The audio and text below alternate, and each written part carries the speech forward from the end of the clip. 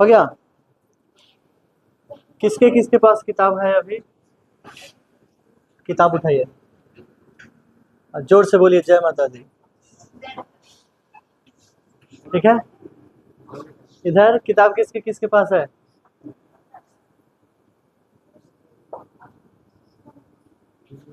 चश्मा, किताब है? नहीं है?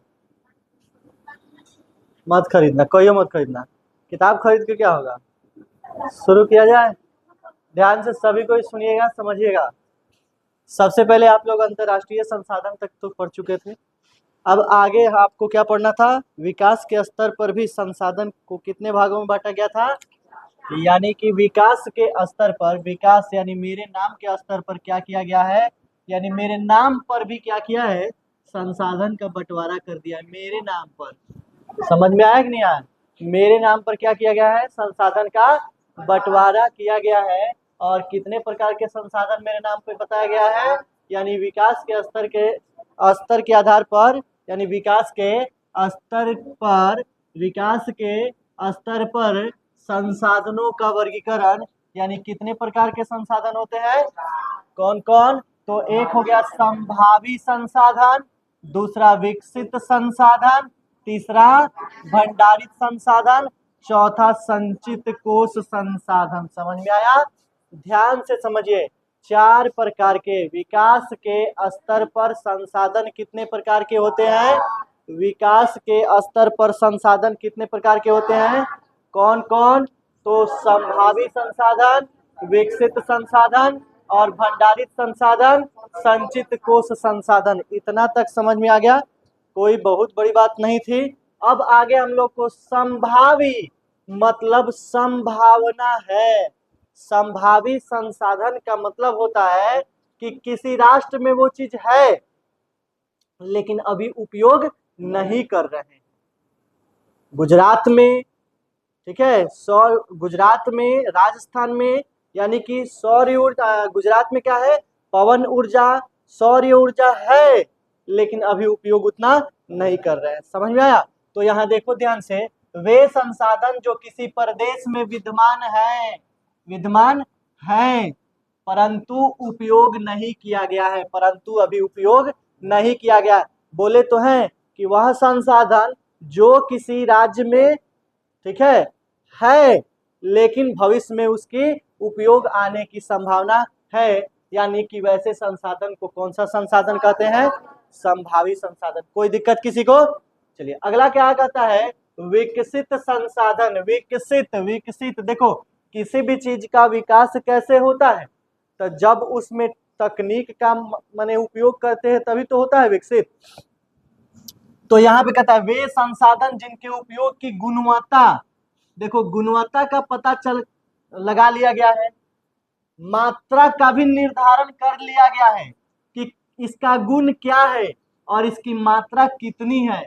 यानी कि वैसे संसाधन जिसके गुणवत्ता और उसकी मात्रा का पता लगाया जा चुका है और उसे क्या कहते हैं, माने आगे आगे आगे उसको उपयोग में लाया जा सकता है।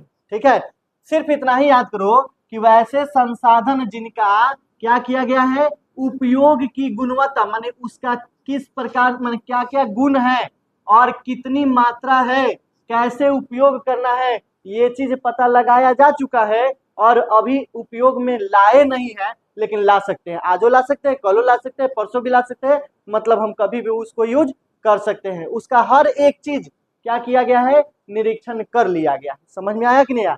कोई दिक्कत इसमें? अब आते हैं भंडारित संसाधन। भंडारित संसाधन का मतलब होता है कुछ ऐसे संसाधन होते हैं जो उपलब्ध तो है, मतलब उपलब्ध है लेकिन उनके सही, क्या लिखा है? सही इस्तेमाल के लिए हमारे पास उचित टेक्नोलॉजी की अभाव है। मतलब हमारे पास उसको उचित, माने उसको प्रयोग में लाने के लिए हमारे पास वैसा ना मशीन है, ना वैसा टेक्नोलॉजी है, ना वैसा क्या है, तकनीक है। यानी कि तकनीक के अभाव में हम उसका उपयोग नहीं कर रहे हैं। समझ में आया कि नहीं आया? देखो स्पष्ट, यहाँ कुछ ऐसे संसाधन है, कुछ ऐसे संसाधन होते हैं जो क्या है? उपलब्ध तो है क्या है, उपलब्ध तो है लेकिन उनके सही क्या है, सही इस्तेमाल के लिए हमारे पास उचित टेक्नोलॉजी का क्या है, अभाव है। भंडारित संसाधन कहते हैं, माने कहलाते हैं।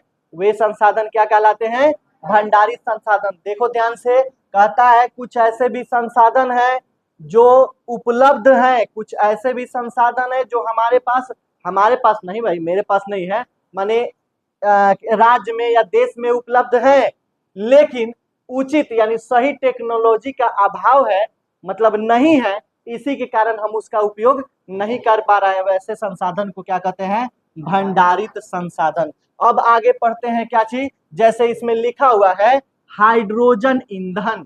हाइड्रोजन ईंधन बहुत है लेकिन कैसे उपयोग करें, उसको निकाले कैसे, नहीं पता है। अभी हमारे पास हाइड्रोजन ईंधन के सही इस्तेमाल के लिए उचित टेक्नोलॉजी नहीं है। हाइड्रोजन ईंधन है लेकिन उसको किस चीज से कैसे इस्तेमाल करेंगे, ये अभी हमारे पास टेक्नोलॉजी का अभी विकास नहीं हुआ है, मतलब उतना डेवलप नहीं हुआ है। समझ में आ गया। अब आगे क्या कहता है, संचित कोश संसाधन, वे संसाधन जिन्हें अभी तकनीक ज्ञान के उपयोग से क्या किया गया है, प्रयोग में लाया जा सकता है। यानी कुल मिला के हम यही समझे हैं कि ये देखो, ये तो है भाई, संभावना है कि इसको हम जब जरूरत होगा तब कर सकते हैं, लेकिन यहाँ पर क्या हो रहा है, संचित कोश में हमारे पास क्या, सब में क्या हो रहा है कि तकनीक का उपयोग करना ही पड़ रहा है, तकनीक का उपयोग करना ही पड़ रहा है। जैसे यहाँ पे लिखा हुआ है, वे संसाधन जिन्हें अभी तकनीक ज्ञान के उपयोग से प्रयोग में लाया जा सकता है परंतु इनका उपयोग अभी आरंभ नहीं हुआ है, संचित संसाधन कहलाता है। मतलब तकनीक के सहारे हम जिस संसाधन का उपयोग कर सकते हैं लेकिन अभी किए नहीं है, तकनीक के सहारे हम जिस संसाधन का उपयोग कर सकते हैं लेकिन अभी किए नहीं है, वैसे संसाधन क्या कहलाता है, संचित। तो एक बात बताओ हमको कि यह संचित कोश संसाधन किससे मिलता जुलता रहेगा, तो भंडारित संसाधन से मिलता जुलता रहेगा। समझ में आया कि नहीं, क्योंकि ये भी तकनीक अभी उतना नहीं डेवलप हुआ है और ये भी भंडार है, बहुत भंडार है, लेकिन इसका भी तकनीक के बिना हम लोग नहीं। यहाँ तो है भाई, संभावना है कि उसका पवन ऊर्जा है तो आदमी वहां मैंने उसको यूज कर सकता है, उसका विकसित संसाधन उसको भी यानी कुल मिला के यहाँ पर विकास कब होता है, जब तकनीकों का माने विकास होता है। तकनीक जब ज्यादा उपयोग में लाते हैं तभी तो उसका विकास होता है। मैंने कोई भी चीज, जैसे अभी इसके पहले आप लोग पढ़ते होंगे स्कूल में, मैंने छोटे थे तब, अच्छा स्कूल में तो, अब सरकारी स्कूल में तो अभी भी वही ब्लैक बोर्ड जो चलता नहीं, श्यामपट, यानी कि दीवार पे वो ब्लैक कलर का बना होता है और चौक से लिखते हैं। और धीरे धीरे जब विकसित हुआ यानी विकास हुआ तो यह व्हाइट बोर्ड में बदल गया। क्यों, क्योंकि सर जी लोगों के हाथ में लग जा रहा था, इसीलिए क्या किया गया ये। हो सकता है कहीं सर जी लोग क्या करते होंगे, लेके घरे चले जाते होंगे, इसीलिए कर दिया होगा वो सब चीज। ऐसा नहीं है, डेवलप होते गया तो लोग स्टैंडर्ड होते गए, और लोग स्टैंडर्ड होते गए तो सामान भी विकसित होता चला जाएगा कि नहीं, इसीलिए वो ब्लैक बोर्ड से अब क्या हो गया, व्हाइट बोर्ड हो गया। समझ में आया कि नहीं। पहले वो टेलीफोन कान में लगाने वाला था, अब क्या हो गया, मोबाइल हो गया, लेके घूमते रहिए, पहले लेके घूमने वाला सिस्टम नहीं था। तो तकनीक जैसे जैसे आप यूज करते चलेंगे, जैसे तकनीक लगाते चलेंगे, वैसे ही सामान क्या होगा, विकसित होता चला जाएगा कि नहीं, संसाधन विकसित होता चला जाएगा कि नहीं। इतना समझ में आ गया। अब आगे देखते हैं आपको क्या पढ़ना है इसमें, इतना तक तो हो गया। अब आगे सुनिएगा, संसाधन नियोजन की बात होती है इस किताब में। क्या होता है, संसाधन नियोजन। तो देखो, नियोजन का मतलब होता है संसाधनों का विवेकपूर्ण उपयोग, संसाधनों का विवेकपूर्ण उपयोग, यानी कि हम संसाधन का जब विवेकपूर्ण उपयोग करेंगे तो उसे क्या कहा जाएगा, संसाधन नियोजन। अब कहिएगा कैसे, तो बताओ, अगर ये मार्कर है, अगर हम खोल करके छोड़ देंगे, ऐसा ही खोल करके छोड़ देंगे, विवेकपूर्ण उपयोग नहीं करेंगे, यानी बुद्धि विवेक नहीं लगा करके इसका काम करेंगे, तो ऐसा ही खुला रहेगा, ऐसे ही पढ़ा रहे, थोड़ी देर के बाद ये इसका इंक सूख जाएगा कि नहीं सूख जाएगा। तो इसको क्या करना होगा आगे, और हम यूज कर पाए इसके लिए हमको ये बंद कर देना पड़ेगा कि नहीं बंद कर देना पड़ेगा। जैसे आप लोग बिजली, ये अभी बिजली की ही बात करते हैं, तो क्या होता है, आप इसको जब यूज करना होता है तो क्या करते हैं, चालू रखते हैं, और जब यूज नहीं करना होता है तो बंद कर देते हैं। आखिर पूरा चालू करके छोड़ दिए, तो छोड़ेंगे तो इसका भी क्या होगा, सब चीज क्या है, कभी ना कभी खत्म होने वाला चीज है। जो अनवीकरणीय संसाधन है वो कभी ना कभी खत्म होने वाला है कि नहीं है। तो जब खत्म हो जाएगा तो इसीलिए संसाधन जो है ना उसको बचाने की कोशिश करते हैं हम लोग। जितना ज्यादा से ज्यादा बचेगा वह आगे आने वाली पीढ़ियों को क्या मिलेगा, तो मिलेगा तो हम लोग का नाम लेगा कि चलो हमारे बाबू दादा हमारा ला बचा के कुछ रख दिले बड़ा, है कि नहीं। अब जमीन है आपका पर्सनल संपत्ति है, यानी कि व्यक्तिगत संसाधन है, और उस जमीन को यानी कि आपका खेत जो है या घर द्वार जो है वो बचा के आप रखे रहिएगा या अरज करके रखे रहिएगा, तो आपके बाल बच्चे सोचिए कहिया होगा, तो आपके बाल बच्चे आप पढ़िएगा तभी ब्याह होगा, ना तो आगे आने वाला समय में कोई को नहीं करेगा। ठीक है, मैंने पढ़िएगा तब ना होगा। जनसंख्या लड़कियों का कम होता जा रहा है, लड़का का ज्यादा होते जा रहा है, तो धीरे धीरे ऐसा समय आएगा कि लड़की लोग पढ़ रही है तो लड़की लोग तो अनपढ़ गंवार के चुनेगी नहीं, अनपढ़ गंवार के चुनेगी नहीं। लड़की लोग होशियार होती है, अपने पढ़ लेती है, दूसरा क्या जुड़ा देती है कि नहीं है। तो कहते हैं कि जब लड़की सब पढ़ लिख लेगी और उसका संख्या जब कम होगा और लड़का का संख्या जब बढ़ जाएगा तो लड़की वाला के यहाँ अब लड़का वाला जाएगा अगुवाई करने, जाएगा कि नहीं जाएगा। तो सोचो वो लड़की वाला वो लड़की किसको सेलेक्ट करेगी, अनपढ़ गंवार के नहीं, किसको, पढ़े लिखे को। समझ में आया कि नहीं। देखो जिस प्रकार मनुष्य हवा के बिना मर जाता है, जिस प्रकार मनुष्य हवा के बिना मर जाता है, ठीक उसी प्रकार उस मनुष्य का फ्यूचर शिक्षा के बिना मर जाता है। समझे कि नहीं। आप लोग हवा के बिना जैसे मर जाएंगे, आप लोग नहीं हम हूं, अगर हवा के बिना जिस प्रकार मर जाते हैं ना, ठीक उसी प्रकार हम लोगों का फ्यूचर जो है किसके बिना, शिक्षा के बिना खत्म हो जाता है, मर जाता है। इसलिए शिक्षा जरूरी है। तो जब आप लोग नहीं पढ़िएगा तो वैसे ही समत फूकने के लिए रहिएगा कि नहीं। समत कौन फूकता है, तो जिसका शादी ब्याह नहीं हुआ रहता है, बाल बच्चा नहीं रहता है, वह फूकता है जाकर के। ठीक है, तो यहाँ पे इस बात को समझ गए। तो हम ऐसा करें, उस जमीन को बचा के रखें ताकि आने वाली पीढ़ियां क्या करे, उसका उपयोग करे और कहे कि हमारे बाबू दादा हमारा ला बचा के रख ले हैं। आज जब हम उड़ा देंगे तब बस उसके बाद तो मरला के बाद गरिएबे करेगा, जिंदा में गरिएबे करेगा। अब क्या होगा, मरलो के बाद गरियाएगा। तो क्या क्या कहते हैं, संसाधन नियोजन बोले ना। संसाधन नियोजन किसे कहते हैं, समझ में आ गया कि नहीं आया। संसाधनों का विवेकपूर्ण उपयोग ही क्या कहलाता है। तो आप इस क्वेश्चन का भी आंसर याद कर लीजिएगा कि संसाधन नियोजन किसे कहते हैं, नियोजन, इतना ही रहने देते हैं। संसाधन नियोजन किसे कहते हैं, हो जाएगा। संसाधनों का विवेकपूर्ण उपयोग संसाधन नियोजन कहलाता है। इतना तो समझ में आ गया। यानी कि संसाधन नियोजन किसी भी राष्ट्र के विकास के लिए आवश्यक है। देखो संसाधन नियोजन जो है ना किसी भी राष्ट्र के विकास के लिए महत्वपूर्ण है। अगर हम आज सोचो कोई भी संसाधन है, जैसे कोयला, पेट्रोलियम, कुछ भी अगर ले लो, अगर किसी देश में है और खूब ज्यादा उसका उपयोग कर रहे हैं तो धीरे धीरे उस देश की संसाधन खत्म हो जाएगी कि नहीं, खत्म हो जाएगी कि नहीं। तो जब खत्म हो जाएगा तो उस देश का डेवलप होगा, नहीं होगा। तो इसीलिए संसाधन नियोजन किसी भी देश के लिए क्या है, बहुत ज्यादा महत्वपूर्ण है कि नहीं। अब उसके बाद कहता है, जैसे अब आप सोचिए कि किसी राष्ट्र में, और संसाधन नियोजन एक और चीज सोच लीजिए कि जैसे किसी राष्ट्र में किसी चीज का ज्यादा खपत है, उत्पादन ज्यादा है, मिलता ज्यादा है। जैसे बिहार में कौन चीज ज्यादा मिलता है, बिहार में क्या मिलता है, चूना पत्थर। जल्दी बताते चलेंगे, चूना पत्थर मिलता है। उसके बाद क्या मिलता है, पाइराइट मिलता है। उसके बाद में झारखंड या पश्चिम बंगाल में क्या मिलता है, झारखंड या पश्चिम बंगाल में क्या मिलता है, कोयला मिलता है। क्या मिलता है, कोयला, यानी कि उसमें अभ्रक वगैरह भी आ जाएगा। उसके बाद और चीज में अरुणाचल प्रदेश में क्या मिलता है, अरुणाचल प्रदेश में क्या मिलता है, जल संसाधन ज्यादा है, जल संसाधन ज्यादा है। ठीक है, उसके बाद में आगे बढ़ेंगे तो आगे किस चीज में, राजस्थान में क्या है, तो बताए थे ऊपर ही, राजस्थान में क्या मिलेगा, मिलता है ज्यादा, सौर्य एवं पवन ऊर्जा मिलता है ज्यादा। इतना समझ में आ गया कि नहीं आया, कोई दिक्कत।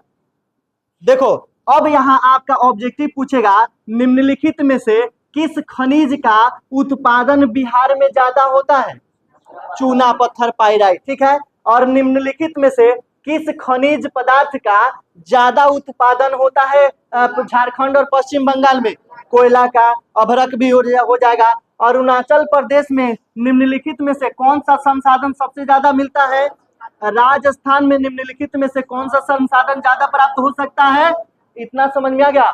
अब इसके बाद इसको मिटाते हैं, फिर आगे बताते हैं, ठीक है। बात है, अगला क्या बात है कि संसाधनों का, ध्यान से समझिएगा, संसाधनों का नियोजन एवं विवेकपूर्ण उपयोग ही क्या कहलाता है? संरक्षण। देखो, नियोजन और संरक्षण, नियोजन और, अभी आप नियोजन पढ़े हैं ना, तो अब सुनिएगा संसाधन। संसाधन, संसाधन, नियोजन, नियोजन तो पढ़ लिए, अब हम लोग पढ़ेंगे संरक्षण। संरक्षण का मतलब होता है उसको बचाना। तो कैसे बचाएंगे? संसाधन अगर है, मान के चलो हमारे पास एक ट्रक कोयला आया, तो एक ट्रक कोयला आया तो क्या करेंगे? उसको एक ही दिन में सब जला देंगे तो खत्म नहीं हो जाएगा। तो सीमित मात्रा में जो चीज है ना, तो उसको भाई सोच समझ के खत्म करो। क्या, जैसे पहले मोबाइल का डाटा आता था, या उससे भी पहले कैमरा में रील आता था। रील, रील समझते हैं ना, फोटो खिंचाता था 32 गो 50 गो, मैंने ऐसे फोटो का रील आता था। तो एगो खींचते थे ना, तो कहता था एगो खत्म हो गया, 2 गो 3 गो, जैसे जैसे खिंचाता था खत्म होते जाता था। और जब 10-20 गो बच जाता था, रहती मेन मेन, शादी में जाते थे ना, तो मेन मेन जब फोटो आएगा, सीन आएगा ना, तब खींचा जाएगा फोटो, समझे। वो पहले रील वाला मैंने कैमरा था। अब तो मोबाइल में इतना नहीं, स्टोरेज फुल हो जाएगा, कोनो दिक्कत नहीं है। मैंने 15 GB फुल हो जाएगा तो फिर एक्स्ट्रा रहेगा। तो कहते हैं कि पहले रील वाला सिस्टम था कैमरा में। क्या होता था कि 30 गो 32 गो ऐसे होता था। तो जैसे जैसे खींचते चलोगे, शुरू में तो बड़ा झोंक रहता था बरियाती जाने में, तो एने ओने में खींचा जाता था 20 गोले। और जब 10 गो रहता था तो मारा मारी होता था कि रहने दो, कि मेन मेन सीन पर क्या किया जाएगा, इसका खींचा जाएगा फोटो, तब ठीक रहेगा। तो उसी तरह बचाना संरक्षण कहलाता है। किसी भी चीज को बचाना क्या कहलाता है? मतलब नहीं कहते हैं कि बॉडीगार्ड बन जाना। किसी भी चीज को सुरक्षित रखना, संरक्षित रखना, बचाना क्या कहलाता है? तो किसी भी चीज मैंने कौन चीज? संसाधन। संसाधन, फिर बात तो वही करेंगे कि संसाधन किसे कहते हैं। तो हमारे उपयोग में आने वाली सारी चीजें क्या कहलाएंगी? संसाधन कहलाएंगी। इतना तक तो कोई टेंशन नहीं है। उसके बाद यहाँ पे कहता है कि इस संसाधन के बारे में और संसाधन नियोजन संरक्षण के बारे में, संसाधन संरक्षण के बारे में महात्मा गांधी एक वर्ड बोले हैं। महात्मा गांधी क्या बोले हैं? जरा किताब पे ध्यान दीजिएगा। तो कहता है हमारे पास पेट भरने के लिए बहुत कुछ है, लेकिन पेटी भरने के लिए नहीं है। पेट और पेटी का मतलब क्या है समझिएगा। पेट भरने के लिए बहुत कुछ है, लेकिन पेटी भरने के लिए नहीं है। ये बात किसने बोला है? देखो, पेट भरने के लिए मैंने क्या कर लेंगे, दाल भात ये सब चीज जो होता है भर लेंगे कि नहीं भर लेंगे। लेकिन पेटी यानी खजाना भरने के लिए क्या होता है? बहुत चीजों की क्या होती है, माने खजाना भरना होगा तो संसाधन बचाएंगे तबे ना। माने आप देश की कीमती चीज, कोयला, पेट्रोलियम, सोना, चांदी, जो भी खनिज पदार्थ है उसको बचाएंगे तभी ना आपका खजाना भरेगा। आकि उसको खत्म कर देंगे तब खजाना भरेगा, खत्म करने के बाद नहीं ना भरेगा। तो वहीं पेट भरने के लिए बहुत कुछ है, यानी कि चावल है, दाल है, क्या है, अनाज, बहुत सारा चीज है कि नहीं, फल है, दूध है, दही है। लेकिन खजाना यानी पेटी भरने के लिए तो खनिज पदार्थ ही है। तो खनिज पदार्थ ही जब खत्म हो जाएगा तो पेटी भराएगा क्या? महात्मा गांधी क्या बोले हैं संसाधन संरक्षण के बारे में? हमारे पास पेट भरने के लिए बहुत कुछ है, लेकिन पेटी भरने के लिए कुछ नहीं है। अब उसके बाद कहता है अब इसी संरक्षण के माध्यम में और लोगों का भी जिक्र होता है, जिनका जिक्र में आता है नाम नर्मदा बचाओ अभियान के बारे में आता है। सुनिएगा, अब ये नर्मदा बचाओ अभियान क्या हो रहा है?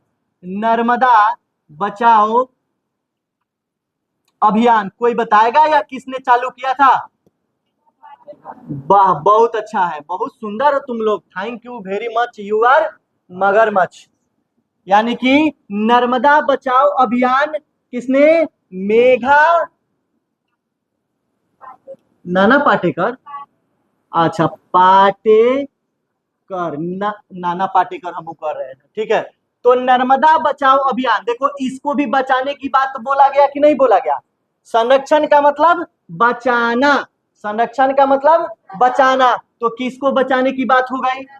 नर्मदा हमारे लिए संसाधन है, नदी हमारे लिए, नर्मदा नदी संसाधन है कि नहीं हमारे लिए। तो जिसका हम उपयोग करते हैं, जो वस्तु हमारे उपयोग में आती है, वे सारी की सारी चीजें हमारे लिए क्या बन जाती है? संसाधन। तो बताओ नर्मदा जो नदी है मेरे लिए संसाधन है, तो संसाधन है तो इसको बचाना है। तो ये बचाने वाला अभियान किसने शुरू किया था? समझ में आ गया। अब उसके बाद एक और चीज है, अरे तेरी के, इसमें तो लिखा हुआ है सुंदरलाल बहुगुणा। अच्छा ठीक है, चलो उसके बाद में है चिपको आंदोलन की बात होती है। चिपको आंदोलन, वाह वाह, फेविकॉल में चिपक जाइए, आखिर पेड़ में चिपकना है। चिपको आंदोलन की बात होती है। आंदोलन यह कौन हो रहा है? सुंदरलाल बहुगुणा। इसके बारे में हम लोग पढ़ेंगे, ठीक है। कौन है? सुंदरलाल बहुगुणा। सुंदर लाल बहुगुणा, बहुत इनमें गुण था। यानी चिपको आंदोलन क्या है? तो चिपको आंदोलन पेड़ को बचाने का एक आंदोलन था। अब यहाँ पे हम फिर पूछेंगे किस जगह पर यह शुरुआत हुआ था? तो कहां पे? राजस्थान। राजस्थान में कहां? टिहरी गढ़वाल। कौन सी? टिहरी, टिहरी गढ़वाल में। और यहाँ पे क्या हुआ था कि सरकार द्वारा ठेकेदार को ये आदेश दिया गया था कि वहां के वनों को काट दो, ताकि वहां पर फैक्ट्री वगैरह या कुछ भी काम होगा, ठीक है। तो वहां के जो निवासी थे ना, वहां के निवासियों ने पेड़ से चिपक गया, एकदम गया, पजिया लिया कि आवत तू काटे, हमरा के नहीं कहते हैं कि हमरा के काटे से बने। आजकल रील बड़ा वायरल हुआ था कि जाना है, जाओ जाओ जाओ, मेरे लाश पर से गुजर के जाना होगा, तो लात धो के चल जा रहा था। तो वैसा ही क्या होता था, काटे के बाद काटे के बाद काटे के बाद पेड़ काटे के बाद अब काटो, पकड़ के पजिया लेता है। तो बताओ आरी चलेगा? अब पेड़ काटने के पहले आदमी को काटना पड़ेगा। तो इसीलिए क्या हो गया, यह चिपको आंदोलन जो पेड़ को बचाने के लिए, तो पेड़ भी हमारे लिए संसाधन है कि नहीं है, तो पेड़ को बचाने के लिए जो आंदोलन चला था वह किसने चलाया था? और कोई चलाए थे? और कोई चलाए थे? अच्छा ठीक है। उसके बाद में ये हो गया यहां तक। उसके बाद लिखा हुआ है संदीप पांडे द्वारा वर्षा जल। अब यहाँ पे वर्षा जल की बात होती है। वर्षा जल, अब बताओ वर्षा जल हमारे लिए संसाधन है कि नहीं है? तो वर्षा जल को किसने संरक्षित करने का प्रयास किया है? संदीप पांडे। किसने? संदीप पांडे जी ने किया था, ठीक है, ऐसा ही लिखते हैं, ठीक है, चलो कोई बात नहीं है। उसके बाद में यहाँ पे, उसके बाद में वर्षा जल हो गया। उसके बाद में कृषि भूमि का विस्तार और संसाधन संरक्षण की दिशा में अत्यंत, यानी कुल मिला के ये सारे के सारे संसाधन, नर्मदा नदी संसाधन है, पेड़ मेरे लिए संसाधन है, वर्षा जल भी मेरे लिए संसाधन है, क्योंकि यह जल भूमि के अंदर जाएगा तो फिर से यह भूमिगत बन जाएगा। अब भूमिगत जब हो जाएगा तो फिर से हमारे पीने योग्य हो जाएगा कि नहीं हो जाएगा। तो ये सारे संसाधन और इसको संरक्षण करने में ये लोग हमारे लिए बहुत महत्वपूर्ण योगदान दिए हैं, यानी कि संसाधन को बचाने में इनका बहुत बड़ा योगदान है। समझ में आ गया इतना बात? उसके बाद अब आगे लिखा हुआ है संसाधन के संरक्षण हेतु अंतर्राष्ट्रीय स्तर पर अनेक सम्मेलन हुआ है।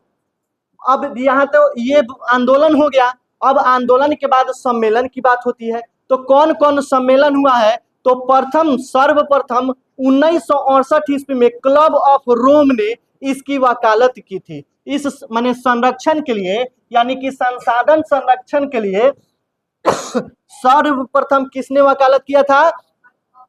तो यहाँ पे लिखिए कब की बात हो रही है? 1968 की बात हो रही है। सबसे पहले किसने? क्लब ऑफ रोम, यहां पे है लिखा हुआ रोम, इसने वकालत किया था क्या चीज का? संसाधन के बचाने का, यानी संरक्षण करने का। यह बात इस सम्मेलन में इसने उठाया था, ठीक है। सर्वप्रथम कब उठा था इस चीज का बात?